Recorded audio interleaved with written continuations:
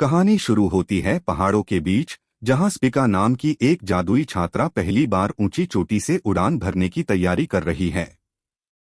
उसकी सहेली आर्या उसे डराती है कि अगर वो गिरी तो उसकी हड्डियों का कचरा हो जाएगा।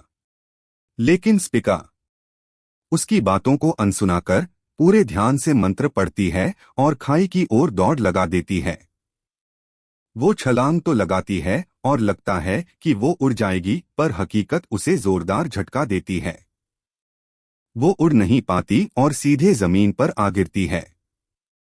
पर शुक्र है कि उसकी जान बच गई। चोटिल स्पिका का आर्या जमकर मजाक उड़ाती है, पर स्पिका बुरा नहीं मानती। उसकी आंखों में तो एक ही सपना है, डायना एकेडमी जाना, जहां महान जादूगर क्लॉड सीरियस प्रोफेसर हैं। क्लॉड दुनिया के 10 सबसे ताकतवर जादूगरों में से एक हैं, जिनके बारे में कहा जाता है कि वो सितारों को भी हिला सकते हैं। स्पिका उन्हें अपना आदर्श मानती है और उन्हीं से प्रेरणा लेकर अभ्यास करती है।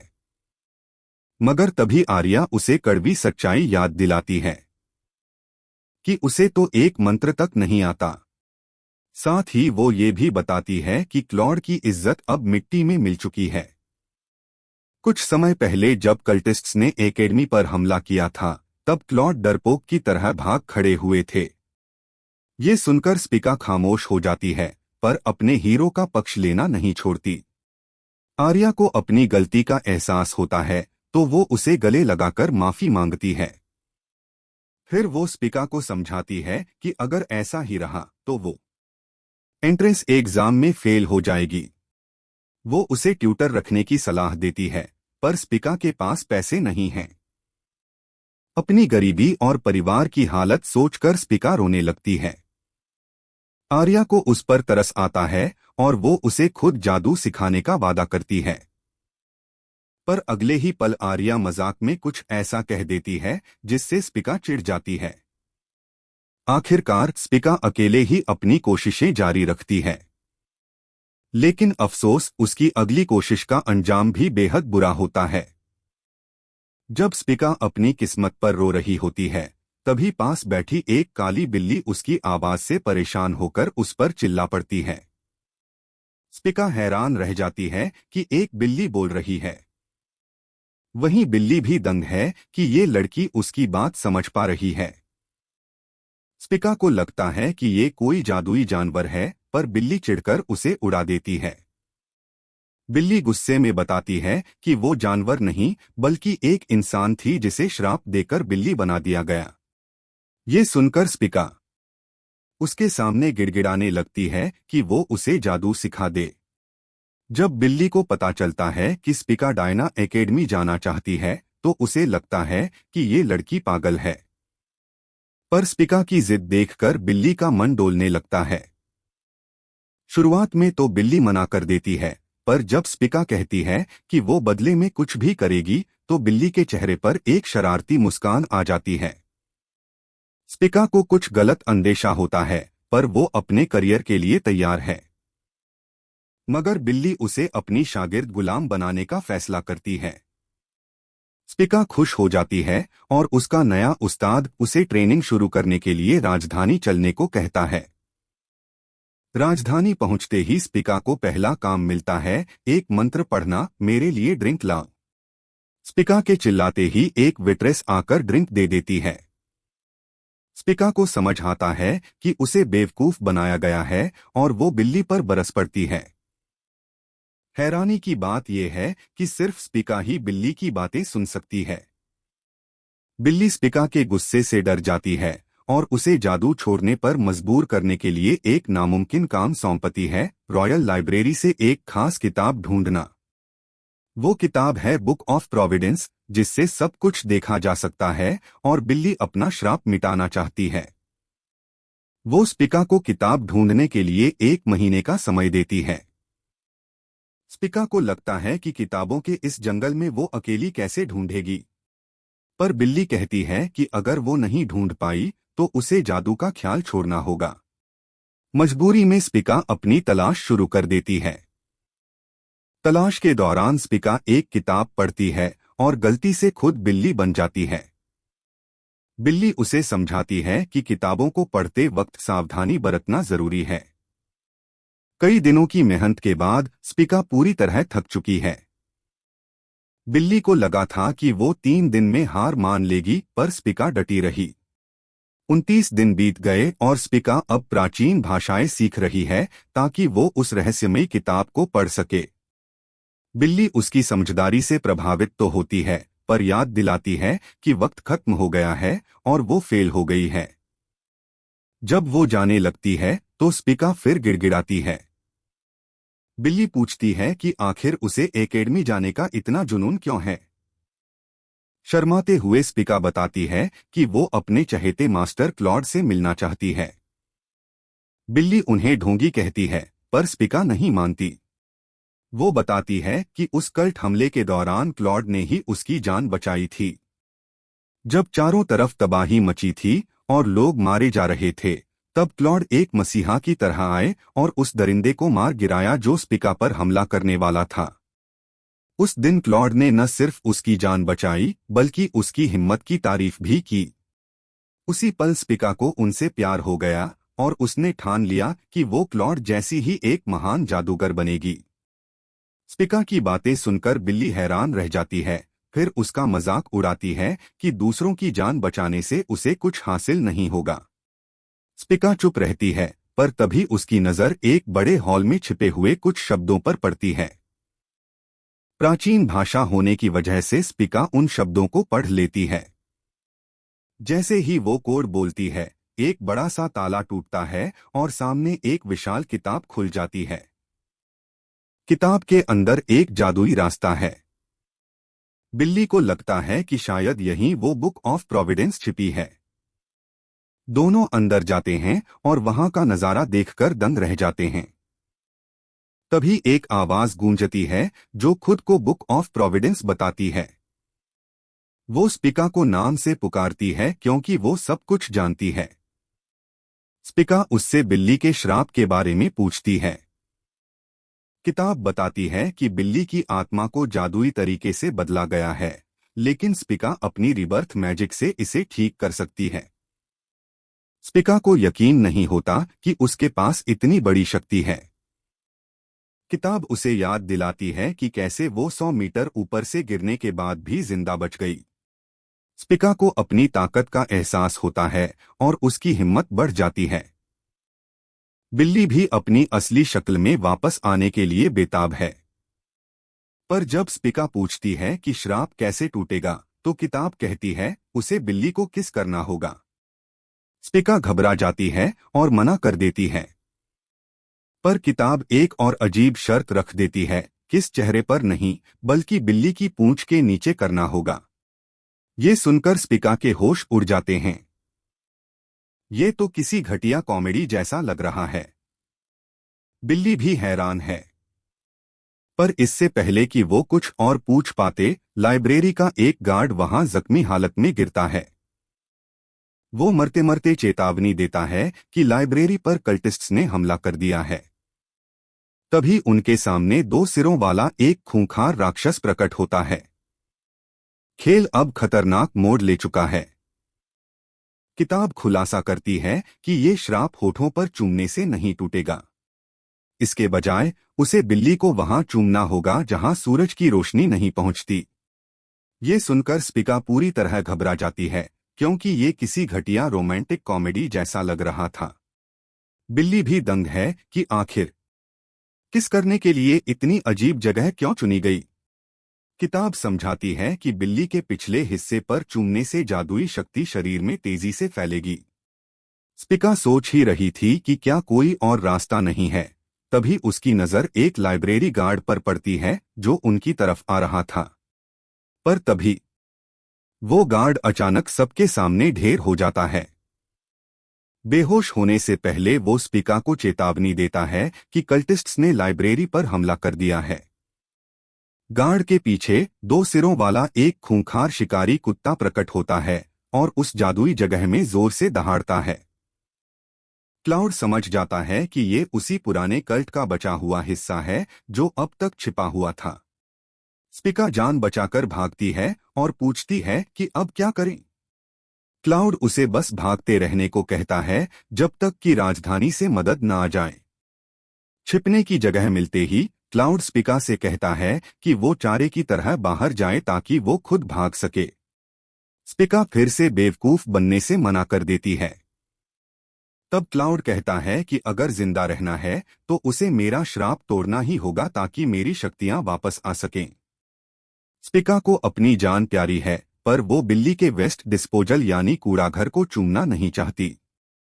क्लाउड उसे डरपोक कहता है और छोड़कर जाने लगता है। ये सुनकर स्पिका का मन बदल जाता है और वो हिम्मत जुटाकर उसके पीछे भागती है।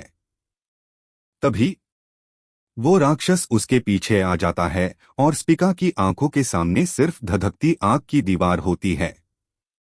आखिरी पलों में उसे पछतावा होता है कि उसने मदद क्यों ठुकराई।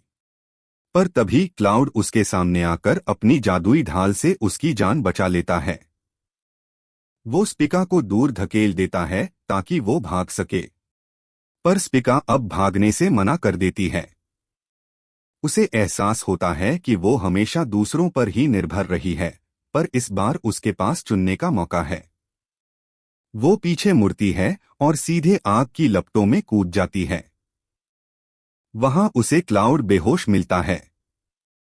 वो उसे उठाकर रीबर्थ मैजिक का इस्तेमाल करती है और श्राप टूटते ही क्लाउड अपने असली इंसानी रूप में वापस आ जाता है। इंसान बनते ही वो चुटकी बजाते ही उन लपटों को शांत कर देता है। स्पिका उसकी बाहों में सुरक्षित है और उसे एहसास होता है कि ये बिल्ली कोई और नहीं बल्कि उसका हीरो क्लाउड ही है।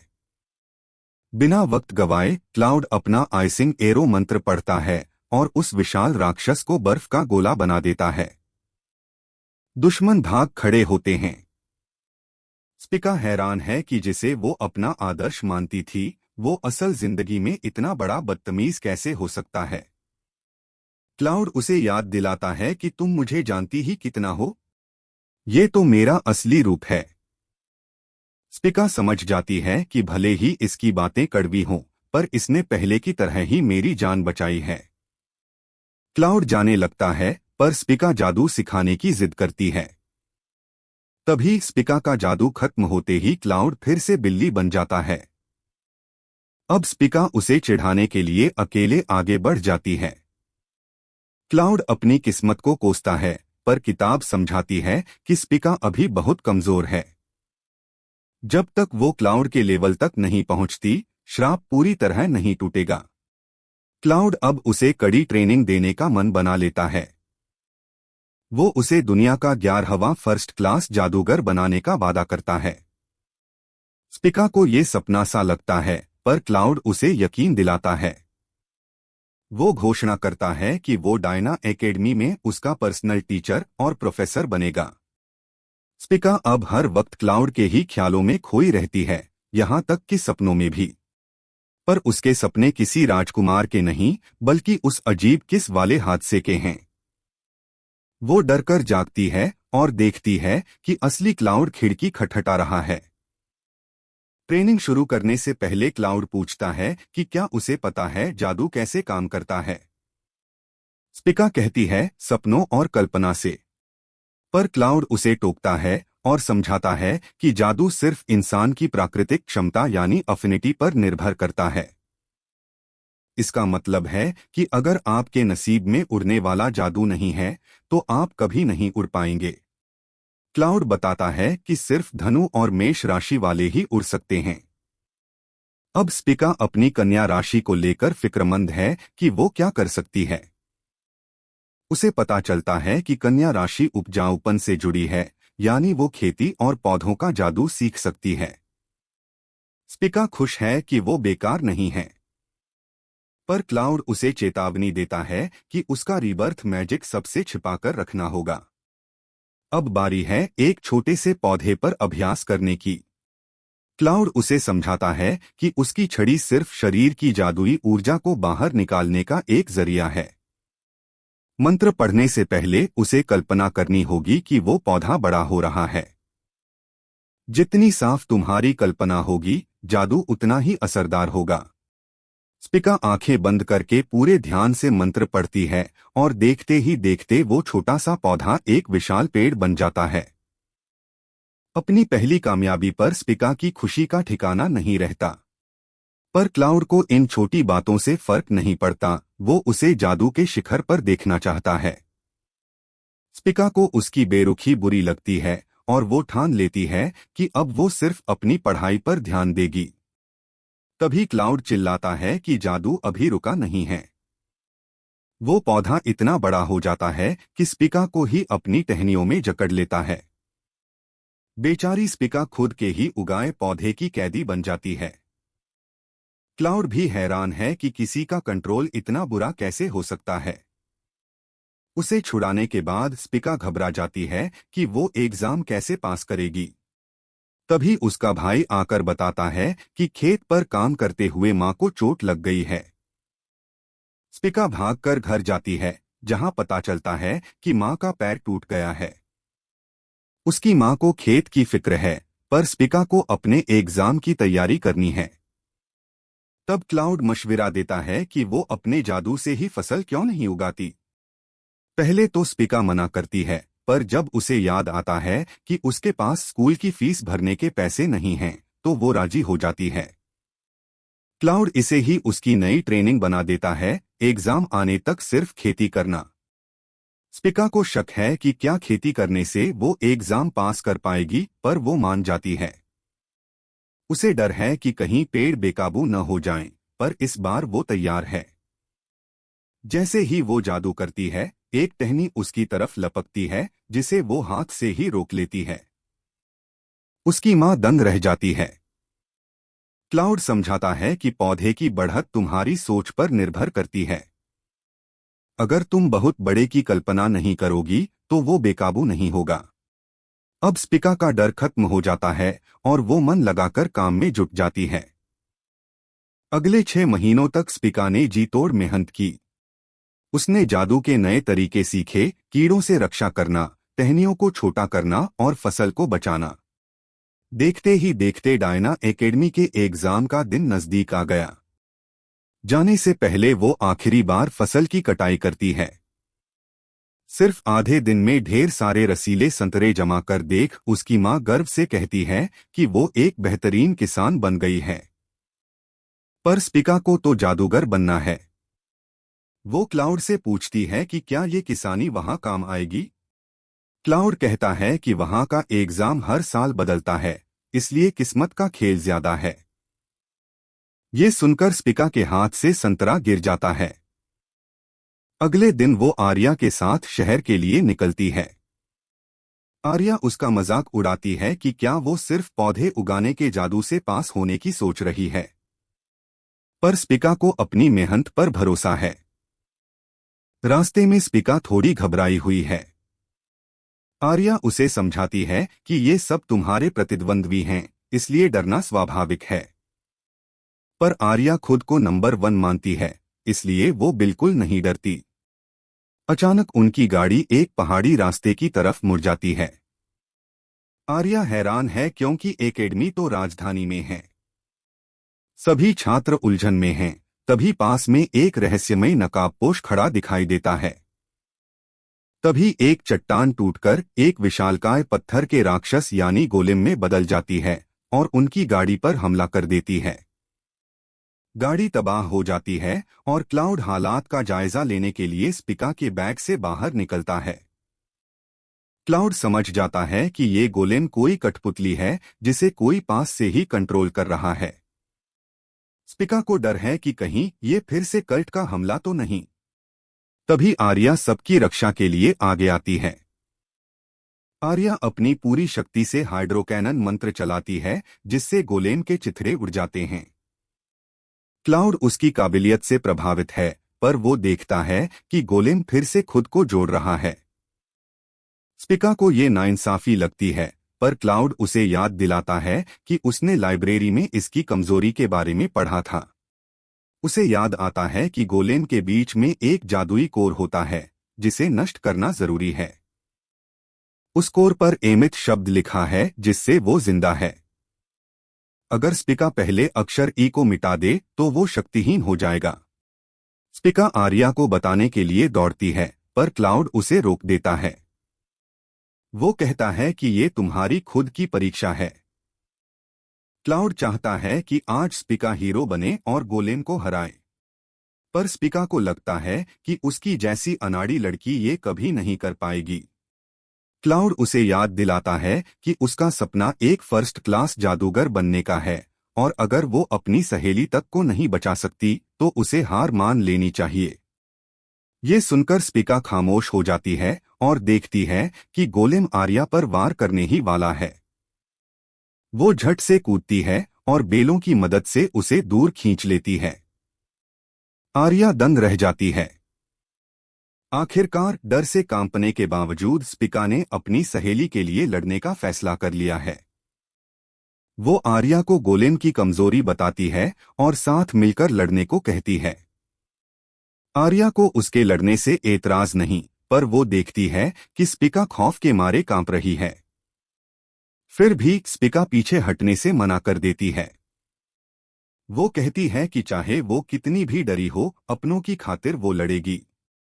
आर्या पूछती है कि इसे खत्म कैसे करना है, तो स्पिका कहती है कि वो इसके कोर को तोड़ देगी। वो आर्या से दोबारा हाइड्रोकैनन चलाने को कहती है, पर आर्या के पास अब उतनी ताकत नहीं बची। तभी गोलेम उन पर हमला करता है और फिर अपना रुख दूसरे छात्रों की तरफ मोड़ लेता है। जैसे ही वो एक मासूम लड़के पर मुक्का चलाने वाला होता है, स्पिका फुर्ती से उसकी तरफ दौड़ती है और कुछ जादुई बीज फेंकती है। वो अपने खेती वाले जादू से मजबूत बेलें उगाती है और उस विशाल राक्षस को जकड़ लेती है। आर्या ये देखकर हैरान है कि खेती का जादू इतना ताकतवर भी हो सकता है। इधर क्लाउड को लगता है कि स्पिका अपनी काबिलियत को कम आंक रही है। खेत पर कड़ी मेहनत करते हुए उसने न सिर्फ अपनी सहन शक्ति बढ़ाई है, बल्कि अपने इकलौते मंत्र पर इतनी महारत हासिल कर ली है कि उसका जादू अब बेमिसाल हो चुका है। स्पिका गोलेम को ललकारती है ताकि वो छात्रों को छोड़ उस पर हमला करे। आर्या को थोड़ी जलन होती है कि उसकी ये फिसड्डी सहेली आज सबकी वाहवाही लूट रही है। तभी गोलेम खुद को बेलों से छुड़ाने के लिए अपने ही शरीर को तोड़ देता है। स्पिका वार करने के लिए तैयार है, मगर गोलेम अपने शरीर के पत्थरों को बिजली की रफ्तार से स्पिका की तरफ दागता है। हमले के लिए वक्त ही नहीं बचता। स्पिका बेलों की दीवार बनाकर खुद को बचाती तो है, पर उसे समझ नहीं आ रहा कि इस घेरे से बाहर कैसे निकले।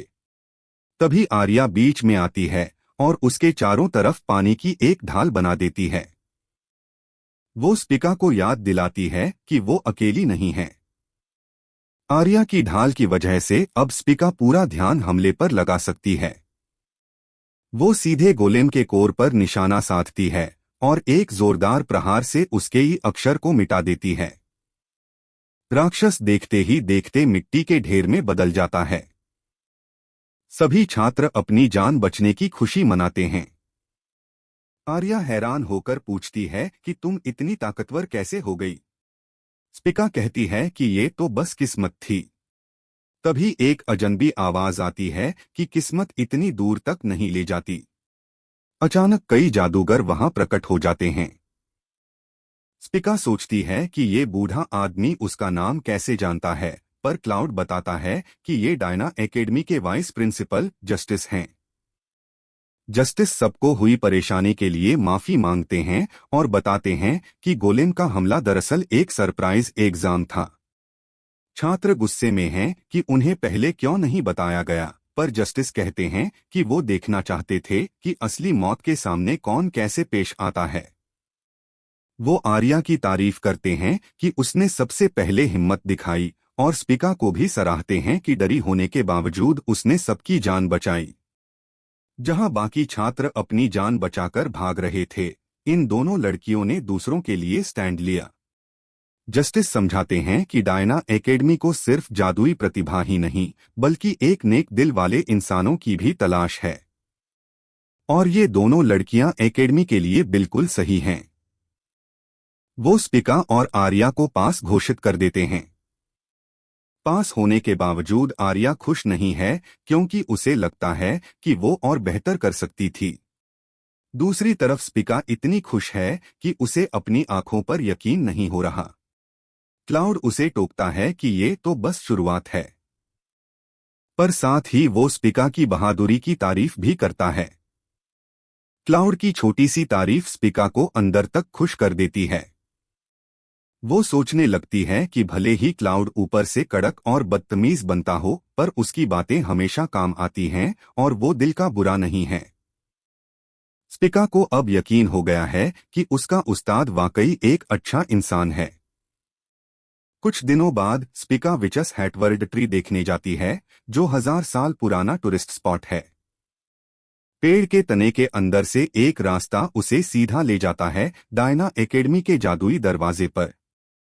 महान जादूगरनी सेलेनी द्वारा बनाई गई ये एकेडमी किसी जन्नत से कम नहीं। यहाँ की विशाल और आलीशान इमारतें देख स्पिका दंग रह जाती है। वो खुशी के मारे मेन हॉल में झूमने लगती है। उसे अभी भी लग रहा है कि ये सब कोई ख्वाब है। स्पिका अभी मजे कर ही रही थी कि क्लाउड वहां टपक पड़ता है। वो उसे टोकता है कि यहाँ गंवारों की तरह हरकतें मत करो और खबरदार जो किसी को बताया कि तुम मेरी स्टूडेंट हो। स्पिका चुप रहने का वादा करती है और पूछती है कि क्या उसे अपना बिल्ली वाला रूप भी राज रखना है। क्लाउड शर्मिंदा होकर सिर हिलाता है, क्योंकि उसे अपनी नौकरी बचाने के लिए स्पिका से अपनी पूंछ के नीचे किस करवाना पड़ता है।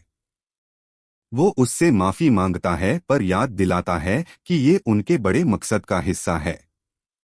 वो हाथ बढ़ाकर अपनी पार्टनरशिप पक्की करने को कहता है।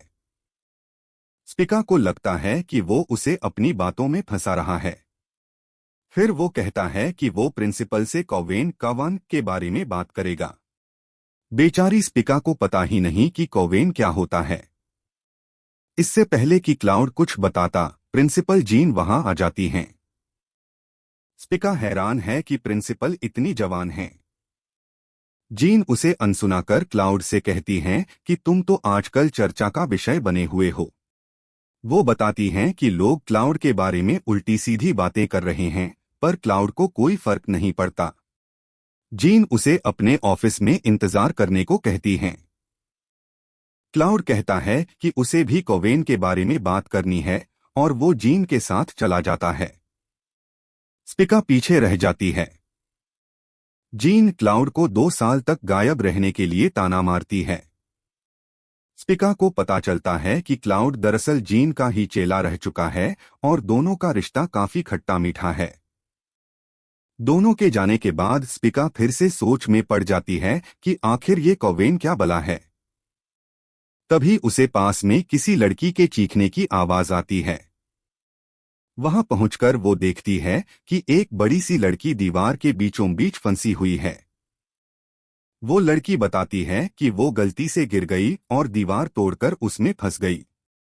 स्पिका एड़ी चोटी का जोर लगाकर उसे बाहर निकालती है। बाहर आते ही वो लड़की स्पिका के कद का मजाक उड़ाती है, पर फिर उसका शुक्रिया अदा करती है। उस लड़की का नाम इयो है और वो भी स्पिका की तरह नई स्टूडेंट है। इयो उम्मीद करती है कि वो दोनों एक ही कोवेन में हों। स्पिका धीरे से पूछती है कि इसका मतलब क्या है। इयो बताती है कि कोवेन 12 छात्रों का एक ग्रुप होता है जो एक ही टीचर के साथ 3 साल तक रहते और पढ़ते हैं। स्पिका समझ जाती है कि क्लाउड उसे अपने ही ग्रुप में रखना चाहता है। वो दुआ करती है कि उसके ग्रुप के लोग अच्छे हों। यो कहती है कि डरो मत, यहाँ सब पढ़े लिखे और सभ्य लोग होंगे। फिर दोनों कोवेन की लिस्ट चेक करने के लिए आगे बढ़ती हैं। तभी स्पिका एक डरावने दिखने वाले लड़के लिब्रा से टकरा जाती है, जो स्पिका को देखते ही रोमांटिक बातें करने लगता है। स्पिका को समझ नहीं आता कि क्या वो वाकई इतनी सुंदर है। पर अगले ही पल लिब्रा यो पर अपनी घटिया पिकअप लाइंस आजमाने लगता है। वहां से जाने के बाद यो बताती है कि वो वाइस प्रिंसिपल का बेटा है। स्पिका देखती है कि लिब्रा आगे जाकर एक और लड़की को परेशान कर रहा है। वो उसकी मदद करना चाहती है, पर यो कहती है कि फिक्र मत करो, वो लड़की खुद निपट लेगी। अचानक वो लड़की लिब्रा का हाथ झटकती है और एक मुक्के में उसे जमीन चटा देती है। तभी स्पिका को पता चलता है कि वो लड़की नहीं बल्कि कैस्टर नाम का एक लड़का है। लिब्रा को मुक्का खाकर भी बुरा नहीं लगता और वो उससे माफी मांगता है। कैस्टर भड़का हुआ है क्योंकि उसे लिब्रा का छूना पसंद नहीं आया। जब दोनों लड़ने को तैयार होते हैं तभी ऊपर झूमर से रेगुलस नाम की एक ताकतवर लड़की छलांग लगाती है। वो कहती है कि वो बस एक धमाकेदार एंट्री मारना चाहती थी। रेगुलस के आने के बाद भी उन लड़कों का गुस्सा शांत नहीं होता। स्पिका ये सब पागलपन देखकर घबरा जाती है कि उसे इन अजीबोगरीब लोगों के साथ 3 साल बिताने होंगे। अचानक लिब्रा अपनी जादुई आंखों का इस्तेमाल कर कैस्टर के मुक्कों से बचने लगता है। कैस्टर जवाब में अपने क्लोन बना लेता है ताकि लिब्रा के लिए बचना मुश्किल हो जाए। इधर रेगुलस को लग रहा है कि उसे कोई भाव नहीं दे रहा, तो वो अपनी जादुई शक्ति से खुद को शेरनी में बदल लेती है। रेगुलस कैस्टर के क्लोन को तहस-नहस कर देती है। बेचारा कैस्टर खौफ के मारे कांपने लगता है। इस हाथापाई के बीच एक उड़ता हुआ पत्थर सीधा स्पिका के सिर पर जा लगता है। यो ये देखकर आग बबूला हो जाती है कि उसके रक्षक को चोट लगी है। यो अपनी टॉरस मैजिक का इस्तेमाल करती है और उसका शरीर अचानक दानव जैसा विशाल हो जाता है। पर उसकी ये शक्ति उसके लिए मुसीबत बन जाती है क्योंकि उसके कपड़े फटने लगते हैं। शर्मिंदगी के मारे वो खुद को ढकने की कोशिश करती है पर फिसलकर सीधा स्पिका के ऊपर गिरने लगती है। इससे पहले कि बेचारी स्पिका कुचलकर पापड़ बन जाए, क्लाउड बीच में आकर उसे बचा लेता है और इयो को गिरने से रोकता है। स्पिका शुक्र मनाती है कि क्लाउड वक्त पर आ गया, वरना आज उसका आखिरी दिन होता। स्पिका अपने मास्टर को देख राहत की सांस लेती है, पर कैस्टर और लिब्रा दोनों भड़क जाते हैं। क्लाउड उन्हें शांत करने के लिए हवा में उड़ा देता है और घोषणा करता है कि हॉल में मौजूद ये 5 छात्र अब उसी के ग्रुप का हिस्सा हैं। स्पिका को लगता है जैसे उसे मौत की सजा सुना दी गई हो। उसे अपना भविष्य एक बुरे सपने जैसा दिखने लगता है। उधर क्लाउड को अपनी और जीन की बातचीत याद आती है। जीन ने उसे फिर से पढ़ाने की इजाजत तो दे दी थी, पर साथ ही आगाह किया था कि दुनिया उसे एक डरपोक भगोड़े के रूप में देखती है और कोई उसे आसानी से स्वीकार नहीं करेगा। अपनी खोई हुई इज्जत वापस पाने के लिए क्लाउड को खुद को साबित करना होगा। जीन ने उसे जानबूझकर 12 सबसे मुश्किल और अड़ियल छात्र दिए हैं। शर्त यह है कि क्लाउड को इन सभी बिगड़े हुए छात्रों को न सिर्फ संभालना होगा बल्कि उन्हें कामयाबी से ग्रेजुएट भी करवाना होगा। क्लाउड चुनौती स्वीकार कर अपनी नई क्लास में पहुंचता है, पर तभी उसकी किस्मत दगा दे जाती है। उसका जादुई वक्त खत्म हो जाता है और वो सबके सामने वापस बिल्ली बन जाता है। छात्र दंग रह जाते हैं और क्लाउड दबे पांव स्पिका को बताता है कि उसकी सारी शक्ति खत्म हो गई है। वो स्पिका से फिर वही अजीब फरमाइश करता है ताकि वो इंसान बन सके, पर स्पिका चीखते हुए वहां से भाग खड़ी होती है। नतीजा ये कि क्लाउड की पहली क्लास रद्द हो जाती है। अगली सुबह यो जबरदस्ती स्पिका को उसके बिस्तर समेत क्लास में ले आती है। नाश्ते के वक्त स्पिका चुपके से निकलती है ताकि क्लाउड का इलाज कर सके। जब वो क्लाउड के दरवाजे पर दस्तक देती है तो वो उसे देर से आने के लिए डांटता है। स्पिका अंदर जाकर रोज रोज की इस शर्मनाक शर्त की शिकायत करती है, जिसे बाहर खड़ी वार्डन सुन लेती है। बूढ़ी वार्डन को लगता है कि अंदर कुछ गलत काम चल रहा है। इधर क्लाउड समझाता है कि जब भी वो अपनी पूरी शक्ति इस्तेमाल करता है या नया दिन शुरू होता है, वो बिल्ली बन जाता है। चूंकि स्पिका दिन में सिर्फ एक बार ही उस पर जादू कर सकती है, इसलिए उसकी शक्तियां बेहद सीमित हैं।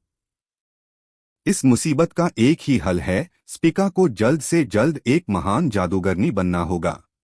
स्पिका पूछती है कि इसके लिए क्या करना होगा। क्लाउड बताता है कि उसे शाही परीक्षा में टॉप करना होगा। मगर डायना एकेडमी जैसे बड़े स्कूल में भी हाल के सालों में सिर्फ एक ही शख्स ऐसा कर पाया है। स्पिका उस जीनियस के बारे में पूछती है तो क्लाउड बड़े घमंड से कहता है कि वो शख्स कोई और नहीं बल्कि खुद वही है। अपने ही खड़ूस टीचर की अनजाने में तारीफ कर स्पिका शर्म से पानी पानी हो जाती है। क्लाउड उसे आखिरी चेतावनी देता है कि अगर वो अपनी क्लास के आखिरी 10% छात्रों में रही तो उसे साल के अंत में स्कूल से निकाल दिया जाएगा। ये बम फोड़कर क्लाउड वहां से चला जाता है। रास्ते में उसे वही वार्डन मिलती है जो उसे अब एक हवसी इंसान समझकर नफरत भरी नजरों से देख रही है। खैर, स्पिका को खुद पर पूरा भरोसा है कि वो इतनी भी बेवकूफ नहीं कि स्कूल से निकाल दी जाए। वो अपनी पहली क्लास में पहुंचती है जहां प्रोफेसर ऐसी पेचीदा बातें कर रहे हैं जो उसके सिर के ऊपर से निकल जाती हैं। वो देखती है कि उसके बगल में बैठी लड़की यू सो रही है। वो यू को जगाने की कोशिश करती है पर प्रोफेसर उसे ही बातें करने के लिए डांट देते हैं। वो स्पिका से सवाल पूछते हैं जिसका उसके पास कोई जवाब नहीं। तभी अचानक यू जागती है और सवाल का ऐसा सटीक जवाब देती है कि प्रोफेसर का मुंह बंद हो जाता है। जवाब देने के बाद यू फिर से ऐसे सो जाती है जैसे कुछ हुआ ही न हो।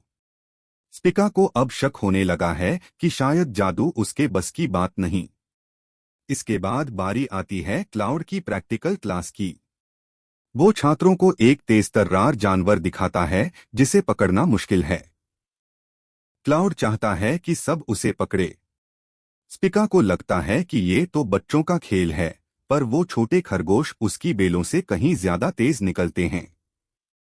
क्लाउड गौर करता है कि ये जानवर जादू के प्रति बेहद संवेदनशील हैं और उसे आसानी से चकमा दे सकते हैं। एक छात्रा अपनी बिजली से उन्हें बेहोश करने की कोशिश करती है, पर उसका जादू उल्टा पड़ जाता है और स्पिका और टियो भी उसकी चपेट में आकर बेहोश हो जाती हैं। वहीं एक दूसरा छात्र मिट्टी की दीवारें बनाकर खरगोशों को फंसाने की कोशिश कर रहा है। जब तक स्पिका कोई योजना बनाती, एक खरगोश सीधे उस पर हमला कर उसे चित कर देता है। जब उसकी आंख खुलती है तब तक समय खत्म हो चुका होता है। आर्या 10 खरगोश पकड़कर नंबर 1 बनती है, जबकि स्पिका का स्कोर 0 रहता है। क्लाउड उसकी इस नाकामी पर हैरान और निराश है। वो उसे याद दिलाता है कि अगर ऐसा ही रहा तो उसे बोरिया बिस्तर समेटना पड़ेगा। क्लाउड की बातों से स्पिका का हौसला टूट जाता है और वो खामोश हो जाती है। उस रात क्लाउड उसे अलग से ट्रेनिंग देने के लिए बुलाता है। ट्रेनिंग रूम के बाहर खड़ी स्पिका सोचती है कि क्या वो कभी कुछ कर पाएगी। वो अंदर जाती है जहां क्लाउड ने जादू से अंतरिक्ष जैसा नजारा बनाया हुआ है। चमकते तारों को देख स्पिका खुश हो जाती है। क्लाउड उसे स्पिका नाम का एक नीला तारा दिखाता है। वो बताता है कि ये तारा सूरज से 20,000 गुना ज्यादा चमकता है। स्पिका समझ जाती है कि क्लाउड उसे उसके नाम के बहाने हौसला देने की कोशिश कर रहा है। ये सुनकर क्लाउड शर्म के मारे लाल हो जाता है और बात को टालने लगता है। स्पिका को उसका ये अंदाज बहुत प्यारा लगता है और उसकी हंसी फूट पड़ती है। उसे अब यकीन है कि भले ही उसमें टैलेंट कम हो, पर क्लाउड की छत्रछाया में वो एक दिन कमाल कर दिखाएगी। पर क्लास खत्म होने से पहले क्लाउड उसे 12 खरगोश पकड़ने का काम सौंप देता है। एक हफ्ते बाद जीन क्लाउड से फीडबैक मांगती है। क्लाउड सब कुछ ठीक होने का नाटक करता है, पर जीन कमियां गिनाना शुरू करती है। कोई छात्र क्लास में सोता है तो कोई अनुशासन तोड़ता है। पर सबसे बड़ी मुसीबत है कैस्टर जेमिनी। कैस्टर ने अब तक एक भी क्लास अटेंड नहीं की है। जीन उसे चेतावनी देती है कि अगर कैस्टर फेल हुआ तो क्लाउड को स्कूल छोड़ना पड़ेगा। क्लाउड अपनी नौकरी बचाने के लिए किसी भी हाल में कैस्टर को क्लास में लाने का फैसला करता है। क्लाउड को समझ नहीं आता कि कैस्टर उससे इतनी नफरत क्यों करता है। स्पिका उसे आईना दिखाती है कि उसका घमंडी स्वभाव ही ऐसा है कि कोई उसे पसंद नहीं करेगा। तभी उनकी मुलाकात इयो से होती है। इयो अपनी सुनने की शक्ति से बताती है कि कैस्टर कहाँ लड़ रहा है। जब वे वहां पहुंचते हैं तो देखते हैं कि कैस्टर एक छात्र को पीट रहा है। कैस्टर सफाई देता है कि उस लड़के ने उसे गलत तरीके से छूने की कोशिश की थी। क्लाउड उसे समझाता है कि झगड़े बंद करो वरना स्कूल से निकाल दिए जाओगे, पर कैस्टर को कोई परवाह नहीं। क्लाउड बड़े प्यार से उसे क्लास में आने के लिए कहता है। कैस्टर एक शर्त रखता है, वो क्लास में तभी आएगा जब क्लाउड स्कूल छोड़ देगा। क्लाउड का पारा चढ़ जाता है, पर वो खुद को काबू में रखता है। यो बीच में आती है और कैस्टर को जबरदस्ती चलने को कहती है। यो और कैस्टर बचपन के दोस्त हैं, इसलिए यो की जिद के आगे कैस्टर को झुकना ही पड़ता है। अगली क्लास में क्लाउड सबको मैंड्रेक्स इकट्ठा करने का मिशन देता है और उन्हें खतरनाक इलाकों से दूर रहने की हिदायत देता है। कैस्टर को स्पिका और इयो के साथ ग्रुप में रखा जाता है, पर वो काम करने के मूड में बिल्कुल नहीं है। इयो उसे जबरदस्ती काम पर लगाती है। काम के दौरान कैस्टर स्पिका की मदद करता है और उसे अपना रुमाल देता है, जो ये दिखाता है कि वो दिल का बुरा नहीं है। पर जब स्पिका उसके रुमाल को क्यूट कहती है तो वो चिढ़ जाता है। तभी क्लाउड वहां आता है और मदद की पेशकश करता है। कैस्टर फिर भड़क जाता है और कहता है कि क्लाउड सिर्फ अपनी इमेज सुधारने के लिए ये सब नाटक कर रहा है। क्लाउड का सब्र अब जवाब दे चुका है। वो कैस्टर को उसकी औकात दिखाने के लिए तैयार है। वो कैस्टर से एक सीधा सवाल पूछता है कि आखिर उसके मन में इतना ज़हर क्यों भरा है। अब गुरु और चेले के बीच आर पार की लड़ाई तय है। क्लाउड कहता है कि वह अपने किसी छात्र के साथ ऐसा विश्वासघात कभी नहीं करेगा। फिर वह बड़े प्यार से कैस्टर को क्लास में आने का न्योता देता है। स्पिका को लगता है कि अब तो बात बन ही गई, पर कैस्टर शर्त रखता है कि वह तभी आएगा जब क्लाउड एकेडमी छोड़कर चला जाएगा। यह सुनकर क्लाउड का खून खौल उठता है, पर अपनी नौकरी बचाने के लिए वह खुद को काबू में रखता है। इससे पहले कि स्पिका कुछ कहे, यो मैदान में उतर जाती है। वह कैस्टर के आगे हाथ जोड़ती है और उसे क्लास में चलने को कहती है, साथ ही मना करने पर उसे घसीटकर ले जाने की धमकी भी देती है। जब कैस्टर बहस करता है तो इयो पूछती है कि वह इतना बदतमीज कैसे हो गया, जबकि वह पहले कितना भला हुआ करता था। गुस्से में कैस्टर जवाब देता है कि उसका वह अच्छा रूप अब बीती बातों का किस्सा बन चुका है। आखिरकार इयो की जिद और उसके बार बार टोकने के आगे कैस्टर हार मान लेता है और आने के लिए तैयार हो जाता है। जब सारे छात्र एक साथ जमा होते हैं तो क्लाउड उन्हें अपना मिशन समझाता है। सबको मिलकर अपनी पढ़ाई के लिए ज्यादा से ज्यादा मैंड्रेक्स जड़ी बूटियां इकट्ठा करनी हैं। वह उन्हें जड़ी बूटियों की जगह बताता है और सबको अलग अलग ग्रुप्स में बांट देता है, पर साथ ही जंगल के प्रतिबंधित इलाकों में न जाने की चेतावनी भी देता है। जल्द ही कैस्टर की जोड़ी स्पिका और इयो के साथ बन जाती है, पर वह काम करने के बजाय एक पेड़ के सहारे सुस्त पड़ा रहता है। उसे जोश दिलाने के लिए इयो सीधे उसे जमीन से खींच लेती है। स्पिका गौर करती है कि कैस्टर इयो के प्रति काफी नरम है और उसे याद आता है कि ये दोनों स्कूल के दिनों से दोस्त हैं। तभी जड़ी बूटियां ढूंढते वक्त स्पिका की स्कर्ट गंदी हो जाती है, तो कैस्टर बड़े सलीके से अपना रुमाल उसे साफ करने के लिए देता है। स्पिका उसकी मदद के लिए शुक्रिया अदा करती है और उसके प्यारे रुमाल की तारीफ करती है। मगर कैस्टर को बुरा लग जाता है कि उसने उसकी पसंद को क्यूट या औरतों जैसा कहा। तभी क्लाउड अपने छात्रों का हाल जानने वहां पहुंचता है और कहता है कि अगर किसी को भी मदद चाहिए तो बेझिझक उससे पूछे। लेकिन कैस्टर भड़क जाता है। उसे लगता है कि क्लाउड बस अपनी इमेज सुधारने के लिए उसे मक्खन लगा रहा है। वह क्लाउड को फिर से कहता है कि वह दोबारा कभी उसकी क्लास में कदम नहीं रखेगा। अब क्लाउड की सहन शक्ति जवाब दे जाती है और वह उसे अपनी हद में रहने की सख्त हिदायत देता है, जबकि स्पिका उसे धीरे से शांत रहने को कहती है। मगर क्लाउड अब और कैस्टर का नखरा झेलने के मूड में नहीं है। आखिरकार वह कैस्टर की आंखों में आंखें डालकर सीधा सवाल करता है। क्लाउड कैस्टर से पूछता है कि वह उससे नफरत क्यों करता है। कैस्टर को इस बात पर घिन आती है कि क्लाउड को कुछ याद भी नहीं। वह जाने लगता है, पर क्लाउड उसे रोककर सच उगलवाने पर मजबूर कर देता है। तब कैस्टर चिल्लाकर कहता है कि जिस दिन उन पर हमला हुआ था, क्लाउड अपने छात्रों को अकेला छोड़ भाग गया था। यह सुनकर क्लाउड खामोश हो जाता है। क्लाउड कुछ सफाई देने ही वाला होता है कि तभी ईओ की आवाज आती है, उसे वही जड़ी बूटी मिल गई है। मगर उसे उठाने के चक्कर में ईओ का पैर फिसलता है और वह नदी की ओर गिरने लगती है। इससे पहले कि कोई कुछ समझ पाता, कैस्टर उसे बचाने कूदता है, पर ईओ अपनी शक्ति से खुद को संभाल लेती है। उल्टा कैस्टर ही फिसलकर नदी की तेज लहरों में बह जाता है। ईओ उसे पकड़ने की कोशिश करती है, पर कैस्टर के हाथ सिर्फ उसकी उंगली का सिरा ही आता है और पानी उसे बहा ले जाता है। पानी के अंदर उसका शरीर चमकने लगता है और जब वह किनारे पर पहुंचता है तो वहां कैस्टर की जगह एक लड़की खड़ी होती है जिसने उसकी गीली यूनिफॉर्म पहनी है। क्लाउड और बाकी लोग जब वहां पहुंचते हैं तो उस लड़की का चेहरा देखकर क्लाउड को पुरानी बातें याद आ जाती हैं। स्पिका हैरान है कि क्या कैस्टर अपना जेंडर बदल सकता है। वह लड़की क्लाउड को घूरने के लिए ताना मारती है। क्लाउड तुरंत मुड़ जाता है और कहता है कि वह अपने छात्र के साथ ऐसी बदतमीजी कभी नहीं करेगा। स्पिका को यकीन नहीं हो रहा कि यह कैस्टर है, पर ईओ बताती है कि इसका नाम पेलक्स है।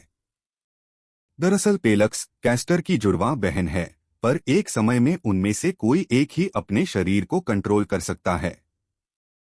जब कोई मर्द उन्हें छूता है तो कैस्टर बाहर आता है, पर ईओ की उंगली पकड़ते ही वह वापस पेलक्स बन गई। पेलक्स और ईओ पुराने दोस्त हैं, इसलिए वे एक दूसरे को होलो कहते हैं। फिर पेलक्स स्पिका को अपना जेमिनी जादू दिखाना शुरू करती है। वह अपनी छड़ी से अपनी यूनिफॉर्म की नकल बनाती है और उसे पहन लेती है।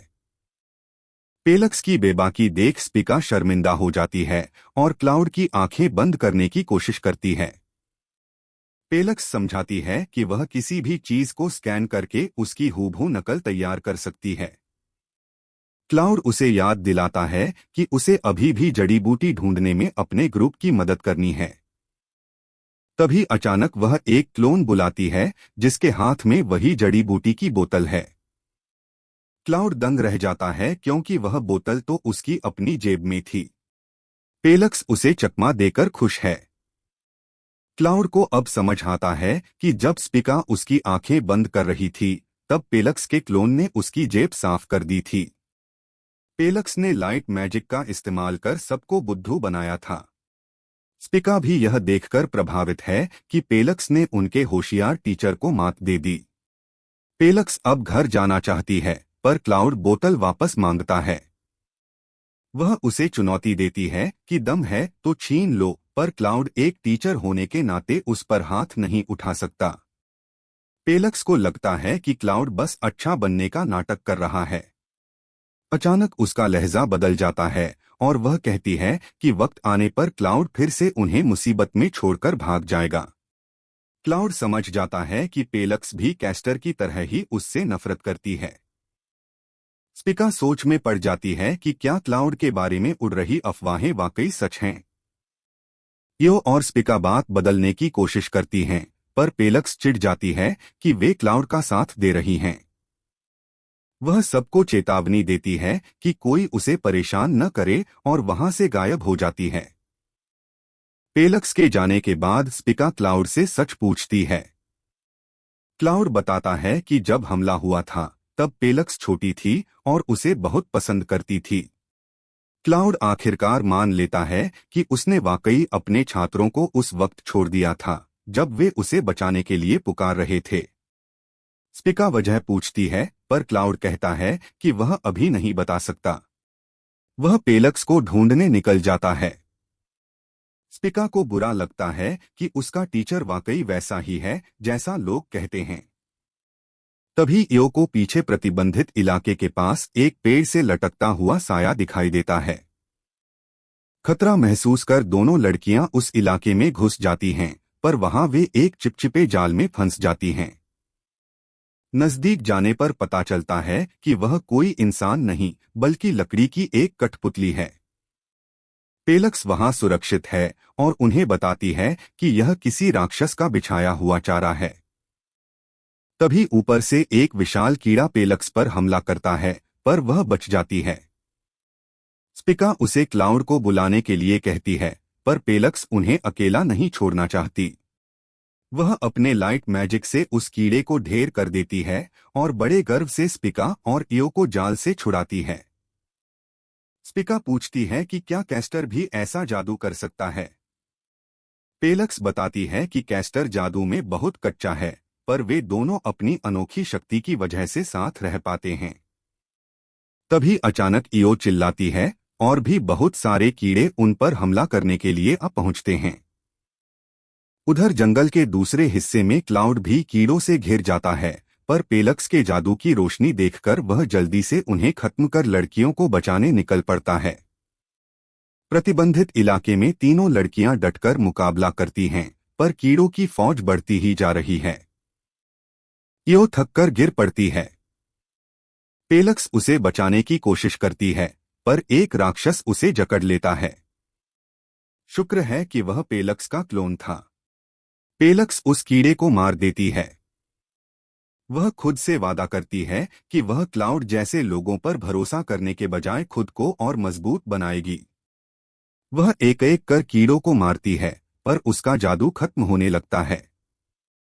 कैस्टर उसे भागने को कहता है, पर पेलक्स अपनी सहेलियों को नहीं छोड़ती।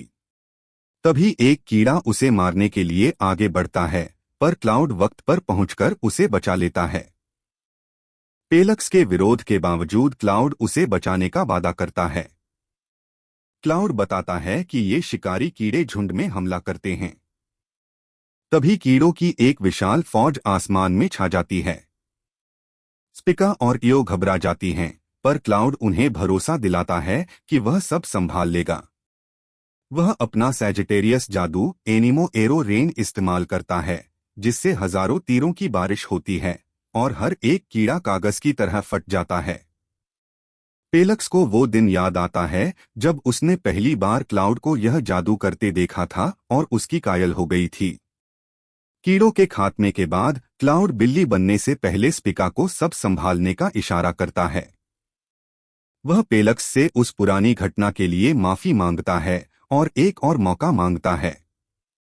फिर वह बिल्ली बनने से पहले वहां से फौरन निकल जाता है। स्पिका पेलक्स को समझाती है कि क्लाउड के उस दिन भागने के पीछे कोई बड़ी वजह रही होगी। पेलक्स जानती है कि आज क्लाउड ने उसकी जान बचाई है, पर वह इतनी जल्दी उसे माफ नहीं कर सकती।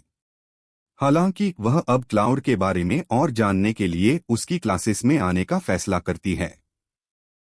क्लाउड को खुशी है कि उसने पेलक्स का भरोसा थोड़ा तो जीता है, पर उसे फिक्र है कि ये कीड़े एकेडमी के जंगल में आए कैसे। उधर कुछ नकाबपोश लोग क्लाउड पर नजर रख रहे हैं। उनका असली मकसद क्लाउड नहीं बल्कि स्पिका है, जिसके पास पुनर्जन्म का जादू है। स्पिका और इयो क्लाउड से पूछती हैं कि ये कीड़े कहाँ से आए। वह समझाता है कि ये ल्यूरिंग कीड़े कभी कभी बड़े झुंडों में इंसानों पर हमला करते हैं। तभी क्लाउड के जादू को महसूस करके पास ही कीड़ों की एक विशाल फौज आसमान में छा जाती है। स्पिका और इयो घबरा जाती हैं, पर क्लाउड उन्हें भरोसा दिलाता है कि वह एक एक कीड़े का सफाया कर देगा। फिर वह अपने सैजिटेरियस जादू एनिमो एरो रेन का आह्वान करता है, जिससे तीरों की एक जबरदस्त बौछार निकलती है जो हर एक कीड़े को ऐसे चीर देती है जैसे वे कागज के बने हों। उन चमकती रोशनी को आतिशबाजी की तरह कीड़ों का खात्मा करते देख पेलक्स को वो पहली बार याद आती है जब उसने क्लाउड को डायना एकेडमी में दाखिला लेने के दौरान यह मंत्र इस्तेमाल करते देखा था। तभी से वह क्लाउड की इस बेमिसाल ताकत की कायल हो गई थी। कीड़ों के खत्म होने के बाद क्लाउड दबे पाव स्पिका को याद दिलाता है कि उसके बिल्ली बनने के बाद उसे ही सब संभालना है। फिर वह पेलक्स से उस हमले के दौरान उसे और उसके भाई को अकेला छोड़ने के लिए माफी मांगता है। क्लाउड कोई बहाना नहीं बनाता, बल्कि बस उससे एक और मौका देने की गुजारिश करता है। यह कहकर वह बिल्ली वाले जादू के उजागर होने से पहले ही जल्दबाजी में वहां से निकल जाता है। उसके जाने के बाद स्पिका पेलक्स को बताती है कि क्लाउड ने उस दिन उसे किसी ठोस वजह से अकेला छोड़ा होगा, पर वह अभी इसे समझा नहीं सकता। पेलक्स वजह जानना चाहती है, पर स्पिका कहती है कि उसे भी नहीं पता। पेलक्स जानती है कि क्लाउड सिर्फ उसकी खातिर वहां दौड़ा आया और उसे उन खतरनाक कीड़ों से बचाया। फिर भी वह उस हमले वाले दिन की उसकी हरकत के लिए उसे इतनी आसानी से माफ नहीं कर पा रही। जैसे ही कैट क्लाउड को थोड़ी निराशा महसूस होती है, पेलक्स अचानक कहती है कि वह यह जानने में दिलचस्पी रखती है कि क्लाउड असल में कैसा इंसान है। इसलिए वह अब से उसकी क्लासेज में आने का फैसला करती है। क्लाउड यह जानकर खुश है कि उसने उसका भरोसा थोड़ा जीत लिया है, पर उसे हैरानी है कि ये कीड़े इस जंगल में आए कैसे, क्योंकि ये यहाँ की प्रजाति नहीं हैं। पास ही कल्टिस्टों पंथियों का एक समूह गौर करता है कि क्लाउड ने उनके मोहरों को खत्म कर दिया है। उनमें से एक सोचता है कि क्या क्लाउड को रास्ते से हटा देना चाहिए, पर उनका लीडर याद दिलाता है कि उनका निशाना क्लाउड नहीं, बल्कि उसकी स्टूडेंट स्पिका है, जिसके पास पुनर्जन्म का जादू है। यह था एपिसोड 4। अगला भाग मिस न करने के लिए सब्सक्राइब करें और अगला वीडियो देखें।